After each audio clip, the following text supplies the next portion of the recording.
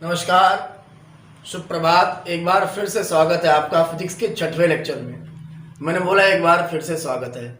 जी हाँ, आपको मैं बता दूं कि ये 6 लेक्चर में पढ़ा चुका हूं। मैं इसको दोबारा फिर से रिकॉर्ड कर रहा हूँ। मैं इसको दोबारा फिर से री रिकॉर्ड कर रहा हूँ क्योंकि मैंने वीडियो कल इसको डाल दिया था। बहुत से लोगों ने इसको देखा भी था। लगभग 6 घंटे तक ये यूट्यूब पर पड़ा था और मेरी गलती की वजह से वो वीडियो यानी 6वां लेक्चर आपका जो मैं इसको रिकॉर्ड कर रहा हूँ, यही लेक्चर मैंने पहले यूट्यूब पर डाल दिया था। वो अनफॉर्चुनेटली मुझसे डिलीट हो गया, तो उसी लेक्चर को मैं फिर से कैरी कर रहा हूँ। तो ज़रा फोकस करिए कि हमें क्या पढ़ना है आज की क्लास में। पिछली क्लास में हमने क्या पढ़ा था आपको मालूम होगा। मैंने पिछली क्लास में इस तरह की एक रिंग ली थी और इस रिंग की वजह से इलेक्ट्रिक फील्ड बनाई थी। उस इलेक्ट्रिक फील्ड के लिए डेरिवेशन मैंने ये प्रूफ किया था। E बराबर 1/4 pi epsilon not cubes upon A square plus x square की होल पावर 3/2 न्यूटन पर कूलम। और ये इसका डेरिवेशन है, सॉरी डायग्राम। भैया ये डायग्राम मैंने आपको पूरा समझा दिया था कि ये रिंग है, इस तरह की रिंग है। इसका सेंटर O है, सेंटर O है। इसकी रेडियस, यही रेडियस स्मॉल a है, ये रेडियस स्मॉल a है। इस पर छोटा सा मॉलिक्यूल है। इस मॉलिक्यूल ने एक तीव्रता यहाँ बनाई, इस मॉलिक्यूल ने एक तीव्रता यहाँ बनाई। तो ये डेल्टा ई बना के यहाँ गया, डेल्टा ई बना के यहाँ गया। इस डेल्टा ई के घटक हुए delta E cos, delta E sine, ऐसे delta E cos, delta E sine. तो ऊपर और नीचे देखो दोनों में डेल्टा ई साइन दोनों कैंसिल हो गए। डेल्टा ई कॉस हमारा था, ये हमारा आगे चला गया। यानी इस जो पॉइंट पी था, इस पर परिणामी तीव्रता कितनी बनी थी? Delta E cos. अब मैंने आपसे कहा था कि मैं अगले वीडियो में इसका सेकंड पार्ट लेके आऊँगा। यानी इसका सेकंड पार्ट क्या है तो सुनो भैया। सेकंड पार्ट मैंने सामने लिख रखा है कि वलय की अक्ष पर अधिकतम विद्युत क्षेत्र की तीव्रता है तो दूरी का निगमन। यानी कि वो दूरी कौन सी है। इसे जाहिर सी बात है कि आपको मान लीजिए किसी ने थप्पड़ मारा, आपको 4 लोगों ने थप्पड़ मारा अपने अपने हिसाब से, 1 थप्पड़, 2 थप्पड़, 3 थप्पड़, 4 थप्पड़।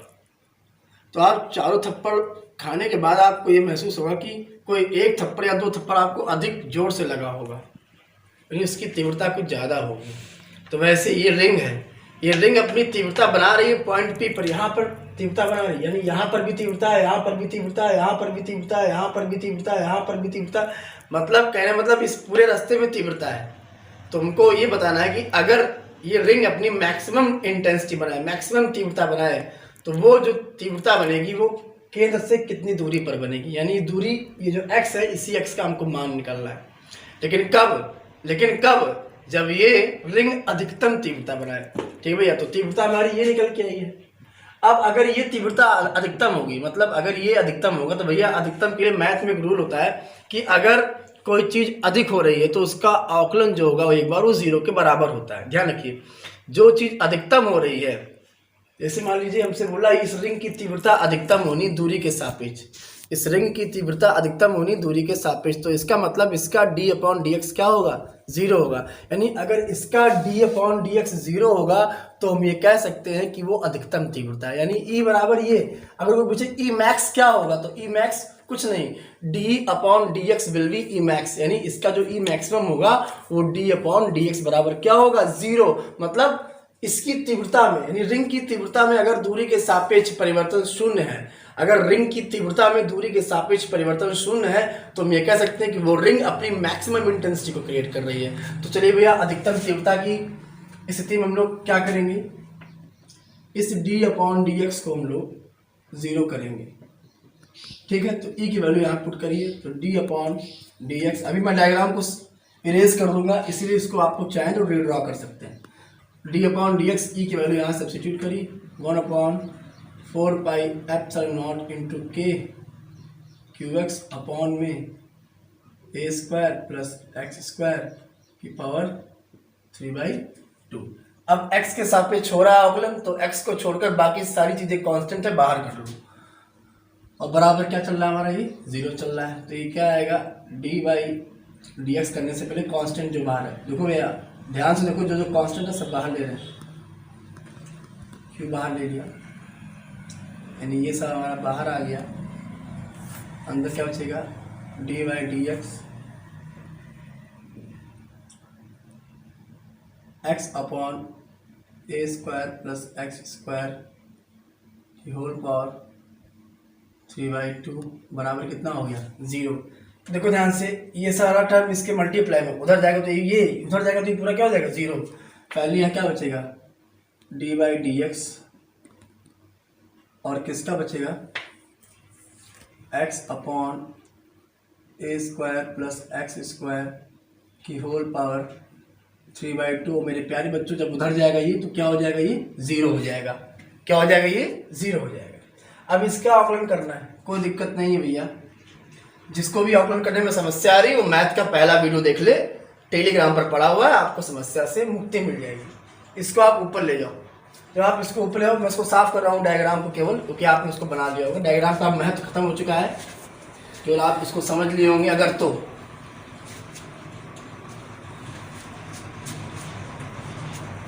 अब देखिए भैया, आगे थोड़ा सा मार्जिन ले लेते हैं ज़्यादा। चलिए, अब इसका आप आकलन करने से पहले इस पूरे टर्म को ऊपर उठा के ले जाइए। तो क्या हो जाएगा d/dx x इंटू, अब जब ऊपर जाएगा ये तो उसकी घात हो जाएगी माइनस में, यानी कि a² प्लस x² की घात -3/2, और ये हमारा पूरा बराबर किसके चला जाएगा 0 के। अब देखो यहाँ पे दो टर्म हमारे पास आकलन के लिए मौजूद है। तो एक फॉर्मूला होता है भैया कि अगर दो पद एक साथ आकलन हो रहा है, जैसे मान लीजिए d/dx यहाँ फर्स्ट और सेकंड, अगर इसका आकलन हो रहा है तो फॉर्मूला क्या होता है, first d/dx of second plus second d/dx of first, ये फॉर्मूला होता है। यानी कि पहला पद इंटू दूसरे का आकलन प्लस दूसरा पद इंटू पहले का आकलन, ये फॉर्मूला होता है क्लियर। चलिए, अब आप यहाँ पे देखिए फर्स्ट और सेकंड हो गया ना, तो आप x को फर्स्ट मान लीजिए और इस पूरे को क्या मान लेंगे आप, सेकंड मान लीजिए, और इसका आकलन करिए, ध्यान से करिएगा। तो ये क्या आएगा फर्स्ट। अब जिसको आकलन बेटा नहीं आता है उसको यहाँ से थोड़ा सा समझ में नहीं आएगा, तो भैया आकलन आप समझ के बैठिए, ठीक है। चलिए, तो first d/dx of second plus second और d/dx ऑफ फर्स्ट, ठीक। अब देखो इसके बाद ये x आ जाएगा। अब इसका आप x⁴n से करो, लेकिन यहाँ पे x थोड़ी लिखा हुआ है, यहाँ लिखा हुआ है a² प्लस x²। तो जब ऐसे टर्म हमारे पास आ जाए डिफ्रेंशिएट होने के लिए, तो इसको हमें x मानना पड़ेगा और माने हुए x का दोबारा फिर करना पड़ेगा। बाकी आप इसको x⁴n से वैसे कर दीजिए। तो क्या आएगा ये a² प्लस x² की पावर -5, इसको ऑपरेट करिए तो ये घात आगे लेंगे आप, तो -3/2 ऐसे आएगा आगे आपका, और ये a² प्लस x² की होल पावर -5/2। और जब आप इसको x माने थे ना, तो इसका दोबारा करिए तो a² का देखिए, इधर मैं करके दिखा रहा हूँ आपको, इसका करेंगे तो 0 हो जाएगा, और इसका करेंगे x⁴n वाले सूत्र से तो 2 आगे आएगा, x आगे 2 में जाएगा तो 1 बचेगा, यानी फाइनली कितना बचेगा 2x। तो वो 2x आप यहाँ मल्टीप्लाई में एक बार और लिख दीजिए और ये ब्रैकेट बंद कर दीजिए। ध्यान रहे ये x का मल्टीप्लाई केवल इसके साथ हुआ है। आगे प्लस यहाँ क्या बचेगा a² प्लस x² की पावर -3/2 इज इक्वल टू कितना बचेगा 0 बचेगा, है क्लियर। चलिए, अब आगे देखिए। अब आप एक काम करिए, आप इससे ये पूरा टर्म कॉमन करके बाहर निकाल लीजिए। आप इससे ये पूरा टर्म क्या करिए, कॉमन करके बाहर निकालिए इसको। तो a² प्लस x² की होल पावर -5/2 जो आपने बाहर निकाला, तो ये x जब अंदर जाएगा तो क्या बनाएगा, देखो यहाँ से ये 2 और ये 2 कैंसिल ही हो गया, तो फाइनली क्या बचेगा हमारे पास -3x² बचेगा। और यहाँ देखो, यहाँ से -5/2 आपने कॉमन लिया है, कोई दिक्कत नहीं, जो चीज़ कॉमन ली वही से के अपॉन में लिखो। तो a² प्लस x² की पावर -3/2, और यहाँ क्या आएगा a² प्लस x² की पावर -5/2 इज इक्वल टू कितना हो जाएगा 0। इसको फिर उधर फेंकोगे तो क्या हो जाएगा, ये 0 हो जाएगा। तो क्या बचेगा इधर -3x² प्लस, अब देखो इसको आप ऊपर ले जाओ। अब आपने दिमाग लगाओ, अगर आप इस पूरे को a मान लो भाई, इसको पूरे को आप क्या मान लो a मान लो, तो ये क्या लिखा हुआ है 1 की घात -3/2, और ये क्या लिखा हुआ है 1 की घात माइनस 5/2। आप जब इसे ऊपर ले जाओगे तो क्या हो जाएगा, 1 की घात माइनस 3/2 इंटू 1 की घात 5/2, क्योंकि इसका चिन्ह बदल जाएगा। 5 में 3 गया 2, 2/2 कितना है, यानी फाइनली कितना आ जाएगा हमारा, केवल a बचेगा। a मतलब कितना, a² प्लस x²। नहीं, जब इसको सॉल्व करेंगे, देखो मैंने यहाँ बगल में कर दिया है, जब आप इसको सॉल्व करेंगे मेरे प्यारे बच्चों तो केवल क्या बचेगा, a मतलब a² प्लस का x² और इक्वल टू में क्या चलेगा हमारा, 0 चलेगा। ठीक, चलिए ये माइनस का 3x², ये प्लस का x² क्या आ जाएगा, माइनस का 2x² प्लस का a² इज इक्वल टू 0। इसको फेंको उधर, तो 2x² इक्वल टू a² आ जाएगा। तो x² इज इक्वल टू कितना आएगा, a² अपॉन में 2 आएगा। तो x इज इक्वल टू कितना आएगा, √a² अपॉन 2 आएगा। और जब ये बाहर आएगा वर्गमूल के तो x बराबर यहाँ से क्या दे देगा, ये प्लस माइनस a अपॉन √2। यानी कि वलय की अक्ष पर अधिकतम विद्युत क्षेत्र की तीव्रता है तो दूरी x का निगमन। यानी कि अगर ये वलय है और यही तो दूरी थी हमारी x, जो मार्कर की लेंथ है बेटा, यही तो x हमारी थी। तो दिमाग लगाओ, अगर ये हमारी पास रिंग है, ये मार्कर की लेंथ वाली जो दूरी है वही x है, यानी वो x बराबर a अपॉन √2। देखो वही तो आ रहा है, x बराबर a अपॉन √2। यानी अगर इसके केंद्र से a अपॉन √2 दूरी पर हम लोग जाएंगे, चाहे दाईं तरफ और चाहे बाईं तरफ, तो हमें हमेशा विद्युत क्षेत्र की तीव्रता मैक्सिमम मिलेगी। फिर सुन लीजिए, इस रिंग के दाईं तरफ या बाईं तरफ, इस रिंग के दाईं तरफ और इस रिंग के बाईं तरफ a अपॉन √2 दूरी चलने से, इस रिंग के दाईं तरफ और इस रिंग के बाईं तरफ a अपॉन √2 दूरी चलने से, a अपॉन √2 दूरी चलने से हमें मैक्सिमम इंटेंसिटी मिलेगी। किसके कारण, इस रिंग के कारण।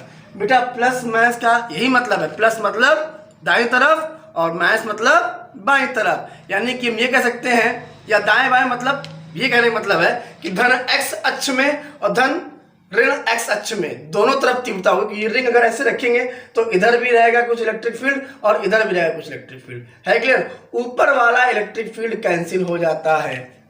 कोई दिक्कत, कोई समस्या?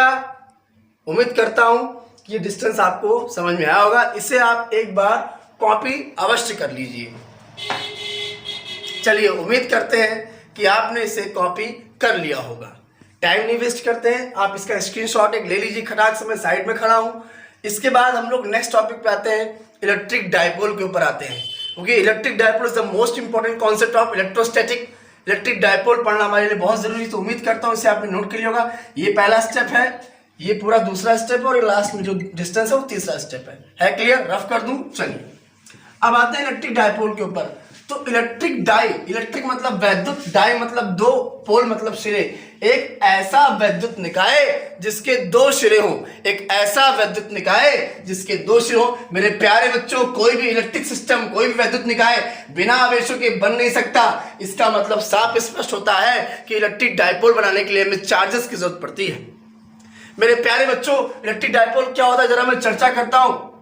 यदि हम एक ऐसा निकाय लें, यदि हम एक ऐसा निकाय लें जिसमें दो आवेश परिमाण में समान, जिसमें दो आवेश परिमाण में समान, परिमाण मतलब होता है उनकी एक्चुअल क्वांटिटी क्या है, what is the numeric coefficient, यानी उनका जो मल्टीपल है वही हमारा होता है मैग्नीट्यूड। जैसे मैंने बोल दिया मेरा वजन 10 किलोग्राम है, तो जो 10 होगा मेरा वो मैग्नीट्यूड होगा। मैंने बोल दिया मेरी स्पीड 5 मीटर पर सेकेंड है, तो 5 क्या होगा, मेरा मैग्नीट्यूड होगा। Magnitude is only numeric value of any quantity. Are you getting my point? Good. अब आई जरा इस पर, अब हम इलेक्ट्रिक सब्सटेंस, एक ऐसा इलेक्ट्रिक सब्सटेंस लें जिसमें दो चार्ज मैग्नीट्यूड में सेम हो। किसमें सेम हो? मैग्नीट्यूड में सेम हो। और उनके लक्षण कैसे हो? विपरीत हो। मतलब एक चार्ज माइनस का हो, दूसरा कैसा हो? प्लस का। मतलब सजाती ना हो, भिजाती हो। ये हम ये बोल सकते हैं कि हमारे पास अगर दो चार्जेस मैग्नीट्यूड में सेम और भिजाती हैं, मैग्नीट्यूड में सेम और भिजाती हैं, तो वो एक प्रकार का विद्युत निकाय बना लेंगे। मेरे प्यारे बच्चे ध्यान रखिएगा, जब उनका मैग्नीट्यूड बराबर होगा तो ये बताओ, अगर ये माइनस का 5 कूलाम है तो बगल वाला, अगर आपको वैद्युत द्विध्रुव बनाना है तो आपको बगल वाला क्या रखना पड़ेगा, 5 कूलाम रखना पड़ेगा। क्या रखना पड़ेगा, 5 कूलाम। तो अगर आपको एक वैद्युत द्विध्रुव बनाना है, क्या बनाना है, इलेक्ट्रिक डाइपोल, इसे बोलते हैं वैद्युत द्विध्रुव। मैं टॉपिक लिखना भूल गया था, केवल लेक्चर देने लगा, ध्यान रखिए। अगर आपसे कोई पूछता है वैद्युत द्विध्रुव किसे बोलते, तो आप क्या बोलेंगे, एक ऐसा विद्युत निकाय, एक ऐसा विद्युत निकाय जिसमें दो आवेश परिमाण में समान परंतु विजातीय हो, परिमाण में समान परंतु विजातीय हो, और दोनों के बीच अति अल्प दूरी हो, और दोनों आवेशों के बीच क्या हो, अति अल्प दूरी हो। तो इस प्रकार के निकाय को या इस प्रकार के समायोजन को हम लोग क्या बोलते हैं बच्चे, वैद्युत द्विध्रुव बोलते हैं। आपने माइनस क्यू लिया, प्लस क्यू लिया, आप इसको सेंटर दे दीजिए O, मीन्स अगर इस आवेश की, माइनस क्यू वाले आवेश की इस सेंटर से डिस्टेंस L होगी तो डेफिनेटली दूसरे वाले की भी सेंटर से डिस्टेंस कितनी होगी, L होगी। मतलब हम ये कह सकते हैं कि दोनों आवेशों के बीच की जो कुल दूरी होगी वो 12 होगी, लेकिन प्रत्येक आवेश की अपने सेंटर से दूरी क्या होगी, बराबर होगी। है क्लियर? इसके जरा एग्जांपल से समझते हैं हम लोग, जरा ध्यान दीजिएगा। यानी ये हमारा इलेक्ट्रिक डाइपोल का एक आइडियल डायग्राम है। मेरे प्यारे बच्चे, इलेक्ट्रिक डाइपोल की खास बात ये होती है कि इसमें जो डायरेक्शन होती है वो कहां से कहां होती है, माइनस क्यू से प्लस क्यू की तरफ होती है। इस वैद्युत द्विध्रुव की जो दिशा होती है वो माइनस क्यू से प्लस क्यू की तरफ होती है। अब अगर ऐसे इलेक्ट्रिक सब्सटेंस की मैग्नीट्यूड के साथ साथ एक डायरेक्शन भी है, तो उसे मैंने वेक्टर क्वांटिटी बोल दिया। तो ध्यान रखिएगा, इलेक्ट्रिक डाइपोल हमारा एक वेक्टर क्वांटिटी होता है, एक सदिश राशि होता है। इलेक्ट्रिक डाइपोल हमारा एक वेक्टर क्वांटिटी होता है, एक सदिश होता है। इस बात को आप ध्यान रखेंगे। अब जरा इस पर गौर करिए जो मैं आपको बताना चाहता हूं। बच्चे, मैंने एग्जांपल लिया आपके सामने, एक H2O एग्जांपल लिया। अब जब मैंने H2O एग्जांपल लिया, अगर ये H2 ब्रेक होता है तो O इधर जाता है और एक H इधर जाता है, O सेंटर में आता है, एक H इधर और एक H इधर। मतलब कि इस H वाले आयन की सेंट्रल आइटम O से डिस्टेंस इक्वल होगी और इस H आयन की इस O से डिस्टेंस क्या होगी, इक्वल। मतलब ये आपका नेगेटिव होता है और ये हमारा क्या होता है, पॉजिटिव होता है। यानी इसके पास एक इलेक्ट्रॉन की अधिकता होती है और उसके पास एक इलेक्ट्रॉन की क्या होती है, कमी होती है। तो जिस प्रकार आप समझ सकते हैं कि अगर ऐसा आप बॉन्ड स्ट्रक्चर बनाएंगे तो ये हमारा परफेक्ट एग्जांपल है इलेक्ट्रिक डाइपोल का। इलेक्ट्रिक डाइपोल के अन्य एग्जांपल है HCl। क्या होता है HCl, H प्लस और Cl क्या होता है, नेगेटिव। यानी हम कह सकते हैं कि यहां पे कोई ना कोई चीज होगी जो, इसका मतलब क्या है कि H के पास एक इलेक्ट्रॉन की अधिकता है और Cl के पास एक इलेक्ट्रॉन की क्या है, कमी है। यानी जब ये इलेक्ट्रिक फील्ड में रखे जाएंगे, यानी वैद्युत द्विध्रुव खासियत क्या है कि जैसे ही HCl को आप इलेक्ट्रिक फील्ड में रखोगे ये तुरंत सेपरेट हो जाएगा। मतलब प्लस वाला प्लस की तरफ और माइनस वाला माइनस की तरफ चला जाएगा। ये इलेक्ट्रिक डाइपोल की खासियत होती है। यानी कि अगर हमें कोई भी सब्सटेंस ऐसा बनाना है जो इलेक्ट्रिक डाइपोल हो, तो इसके लिए ध्यान रखिएगा हमारे पास शेयरिंग इक्वल होनी चाहिए। मतलब अगर ये एक इलेक्ट्रॉन दे रहा है तो ये इलेक्ट्रॉन ग्रहण करे, मतलब नंबर ऑफ इलेक्ट्रॉन्स या नंबर ऑफ मैग्नीट्यूड ये इनका सेम होना चाहिए। दूसरा, आप इसी में एग्जांपल HBr ले सकते हैं। HBr के आप CH4 ले सकते हैं। CH4 को देखिए, अगर आप मेरे प्यारे बच्चे CH4 को आप ब्रेक करते हो तो C को सेंटर में रखते हो, एक H यहां देते हो, एक H यहां देते हो, एक H यहां देते हो, एक H यहां देते हो।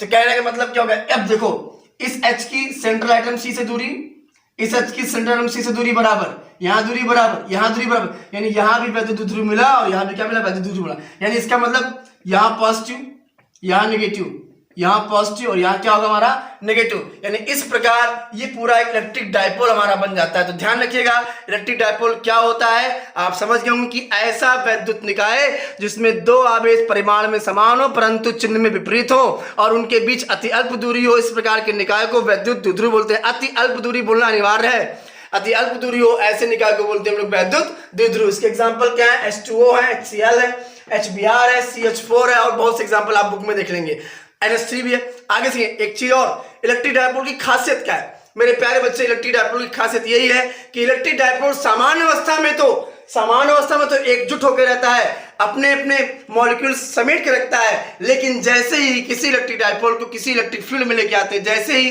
किसी इलेक्ट्रिक डाइपोल को इलेक्ट्रिक फील्ड के अंदर लेके आते हैं, तुरंत इसका प्रोटॉन प्रोटॉन की तरफ और इलेक्ट्रॉन इलेक्ट्रॉन की तरफ चलाता है। इसका मतलब इनके बीच सेपरेशन हो जाता है, यानी इनके आवेश एक जगह इकट्ठे हो जाते हैं, प्लस प्लस की तरफ और माइनस माइनस की तरफ। ये होता है इलेक्ट्रिक डायपोल। इसका यूज क्या होता है? छोटे छोटे मॉलिक्यूल्स, बड़े बड़े मॉलिक्यूल्स बनने में अंदर जो रिएक्शंस होती है वहां पे इलेक्ट्रिक डायपोल का अपना अपना रोल है। अगर इलेक्ट्रिक डायपोल नहीं होगा तो सब्सटेंस के मॉलिक्यूल्स कभी भी इकट्ठे चपक के एक पास नहीं रह सकते। तो उम्मीद करता हूं कि इलेक्ट्रिक डायपोल आपको बहुत बेहतर समझ में आया होगा। इसको 1 मिनट के लिए आप नोट कर लीजिए। अब आओ देखो इलेक्ट्रिक डायपोल की एक आध खास बात और है, उसको भी समझ लेते हैं। जैसे हमारे पास electric dipole minus Q plus Q, तो एक बात तो आपको समझ में आएगी, इलेक्ट्रिक डायपोल में जो चार्ज की डायरेक्शन होगी कहां से कहां होगी? माइनस क्यू से प्लस क्यू की तरफ होगी। ध्यान रखिएगा, है क्लियर? चलिए जरा अब एक बात और आते हैं, इसमें समझ लेते हैं इलेक्ट्रिक डायपोल। इलेक्ट्रिक डायपोल से जुड़ा हुआ एक चीज होता है इलेक्ट्रिक डायपोल मूवमेंट। क्या होता है? इलेक्ट्रिक डायपोल मूवमेंट, इसे बोलते हैं वैद्युत द्विध्रुव आघूर्ण। भैया इलेक्ट्रिक डायपोल आप केमिस्ट्री में भी पढ़ेंगे, बहुत अच्छा होता है। इलेक्ट्रिक डायपोल मूवमेंट बोलते हैं इसे, और इसे बोलते हैं वैद्युत द्विध्रुव आघूर्ण। तो आघूर्ण का मतलब क्या होता है? इसका मतलब इसमें रोटेशनल जरूर होगा, कहीं ना कहीं से वो रोटेट करेगा। तो ध्यान रखिएगा, अगर हमारे पास इलेक्ट्रिक डायपोल होता है माइनस क्यू प्लस क्यू होता है तो उनके बीच टॉर्क लगता है, बलयुग्म लगता है, जो उसे लगातार घुमाने का प्रयास करता है। ठीक है, तो भैया देखो इसमें फोर्स होता है, इस मान लो इसमें अंदर की तरफ होता होगा, तो इसमें कहाँ होता होगा? बाहर की तरफ, ऊपर की तरफ लगता है। मतलब इनमें जो फोर्स लगने की डायरेक्शन होती है वो क्या होती है? अपोजिट होती है। एक लगता है नीचे तो एक कहाँ लगता है ऊपर। जैसे कि आप नल खोलते हैं ना, नल तो आप अपने हाथ को इस तरह रोटेट करते हैं, ये मतलब अंगूठा आगे जाता है तो ये पीछे आता है, मतलब दोनों की डायरेक्शन क्या होती है? अपोजिट। तो मतलब जब आप टोटी को ओपन करते हैं then you have to use torque concept. मतलब अगर आप अपनी उंगलियों को इस तरह रोटेट ना करें तो आपको बड़ी मशक्कत करनी पड़ेगी उस टोटी को खोलने के लिए। अब अगर आप इस तरह से यूज करते तो आपने टॉर्क यूज कर दिया। तो वही इलेक्ट्रिक डायपोल है। इलेक्ट्रिक डायपोल की अपनी एक मूवमेंट होती है जिसको हम लोग पी से दिखाते हैं। उसका फॉर्मूला होता है P = 2 × Q × L। P बराबर क्या होता है? 2 × Q। थोड़ा इसको और अच्छे से समझ सकते हैं। P बराबर होता है आवेश का परिमाण, मतलब आपको क्या लेना है? मैग्नीट्यूड। आवेश का परिमाण गुणे आवेशों के बीच की दूरी। सिर्फ इससे लिखा बोलेंगे torque, sorry electric dipole movement P = magnitude of charge multiply distance between the charges. है क्लियर? यानी कि मैग्नीट्यूड ऑफ चार्ज मल्टीप्लाई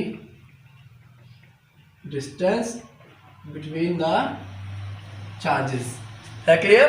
तो ये इसका फॉर्मूला होता है इलेक्ट्रिक डायपोल का, इलेक्ट्रिक डायपोल मूवमेंट का, P = 2 × Q × L। है क्लियर?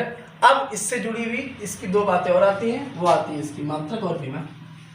तो अगर लोग इसकी मात्रक की बात करें, इसकी यूनिट की बात करें कि इसको मेजरमेंट कैसे करते हैं, कितना इलेक्ट्रिक डायपोल मूवमेंट है किसी भी मॉलिक्यूल्स में, किसी भी एटम में, तो वो पता करने के लिए हम लोग के पास फॉर्मूला 2Q है। अब इसका यूनिट क्या होता है तो दिमाग करो। 2 क्या है? एक न्यूमेरिक वैल्यू है, कांस्टेंट है। तो जो चीजें कांस्टेंट होती हैं, जो भी चीजें कांस्टेंट होती हैं उसका कोई भी यूनिट नहीं होता। तो जब 2 का कोई यूनिट नहीं तो बचा क्या? चार्ज। क्या बचा? चार्ज। चार्ज की यूनिट आप बेहतरीन जानते हो, क्या होता है भाई? कूलाम होता है। कूलाम कूलाम बोलते हैं। एल क्या होता है? मीटर होता है। कोई दिक्कत नहीं है, तो कूलाम डैश मीटर। मेरे प्यारे बच्चों इसका मात्रक क्या होता है? Coulomb metre. क्या होता है? Coulomb metre. है क्लियर? कोई दिक्कत, कोई डाउट नहीं होगा। आगे चलो इसका विमा की बात करते हैं, डायमेंशन की बात करते हैं। अगर आप इसके डायमेंशन की बात करें तो वो भी आप भनाभन निकाल लेंगे। कैसे भाई? आवेश की विमा आप जानते हैं क्या होता है? AT, और लंबाई मतलब L, तो उसकी विमा क्या होगी? ATL मतलब अटल। तो दिमाग में रखो कि वैद्युत द्विध्रुव आघूर्ण का मात्रक क्या होता है? कूलाम मीटर, और उसकी विमा क्या है? अटल, ATL। है क्लियर?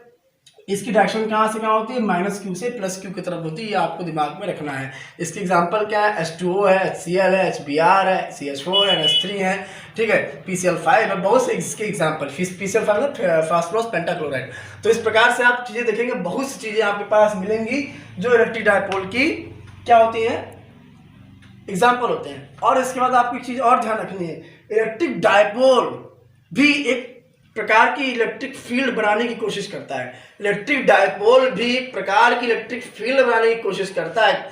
अब इलेक्ट्रिक फील्ड बना क्यों नहीं पाता? बनाता है, अपने अंदर नहीं बना पाता। अपने अंदर नहीं बना पाएगा, क्यों नहीं बना पाएगा? माइनस क्यू है, ये प्लस क्यू है, ये 2 कूलम्स है, ये प्लस का 2 कूलम। भाई माइनस का 2 कूलम, ये प्लस का 2 कूलम, या ये माइनस का 5 कूलम तो ये प्लस का 5 कूलम। अगर ये 10 कूलम माइनस का तो ये 10 का। तो लोचा क्या है कि इलेक्ट्रिक डायपोल अगर बनाना है तो आपको चार्ज का मैग्नीट्यूड सेम रख के केवल उसका डायरेक्शन अपोजिट करना होता है। तो अगर आप यहाँ पे माइनस का 10 कूलम लोगे, यहाँ पे आप प्लस का 10 कूलम लोगे, तो दोनों एक दूसरे को न्यूट्रल कर देंगे। जब दोनों एक दूसरे को न्यूट्रल कर देंगे तो बीच में इलेक्ट्रिक फील्ड कितनी बनेगी? 0 बनेगी। तो दिमाग में आपको एक चीज रखनी है कि इनके बीच जो नेट चार्ज होता है, नेट चार्ज, टोटल चार्ज, वही पूछ दिया आपसे कि किसी भी इलेक्ट्रिक डायपोल का नेट चार्ज कितना होता है, तो आप गर्व से बोले उसका नेट चार्ज क्या होता है? 0 होता है। तो उम्मीद करता हूं कि इलेक्ट्रिक डायपोल से जुड़े हुए आपको एक कॉन्सेप्ट बेहद पसंद आए होंगे। इसके बाद मैं जो अगला टॉपिक आज शाम को फिर एक 25 मिनट का वीडियो मैं डालूंगा, उस वीडियो में मैं इससे जुड़ा एक डेरिवेशन बताऊंगा। यानी कि अगर कोई इलेक्ट्रिक डायपोल रखा हुआ है तो वो अपने एक्सिस पर, अपने यानी एक्स एक्सिस पर, ये जो इलेक्ट्रिक डायपोल रखा हुआ है, मान लो यहाँ पे माइनस क्यू रखा है, यहाँ पे प्लस क्यू रखा हुआ है, अगर दो चार्ज एक डिस्टेंस पर रखे हुए तो इलेक्ट्रिक फील्ड बनाएंगे, तो वो इलेक्ट्रिक फील्ड हम लोग एक्स एक्सिस पे निकालेंगे, यानी एक्स अक्ष पर ये डायपोल कितनी इलेक्ट्रिक फील्ड बनाता है ये हम लोग निकालेंगे, लेकिन अगले लेक्चर में। ठीक है, इसे आप छाप लीजिए। मिलते हैं नेक्स्ट क्लास में, तब तक के लिए नमस्कार, धन्यवाद।